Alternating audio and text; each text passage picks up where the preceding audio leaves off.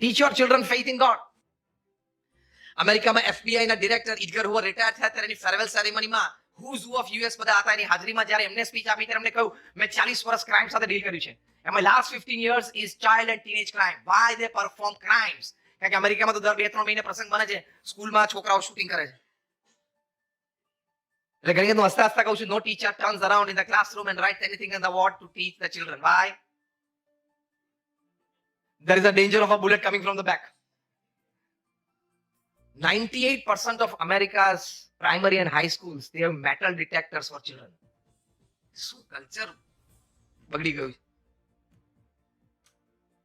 ઇડગર હુવરે વાત કરી કે 15 વર્ષ મેં આની સાથે કામ કર્યું, જે ચિલ્ડ્રન અને ટીનેજર્સે ક્રાઇમ કર્યું એની સાથે રહ્યો, એના પેરેન્ટ્સ એના ઘરે રહ્યો, એની માટે રિહેબિલિટેશન પ્રોગ્રામ્સ ડિઝાઇન કર્યા, રિહેબિલિટેશન સેન્ટર્સ ડિઝાઇન કર્યા. From that I have come to a conclusion. એમ કરીને એમના ઓડિયન્સને પૂછ્યું, do you want a crime free world? I'm asking that question to you all. Do you want a crime free world? તમે લોકો છૂટતી આ પાડજો એમ ના કરતો કે આપણી પ્રેક્ટિસ ઘટી જશે.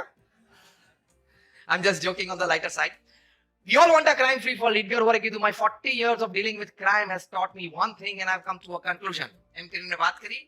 Now I'm quoting him not just word to word but letter to letter. ઇડગર હુવરે કહ્યું કે a child who has been taught to obey the laws of God will find very little difficulty in obeying the laws of man to become a good citizen of the society.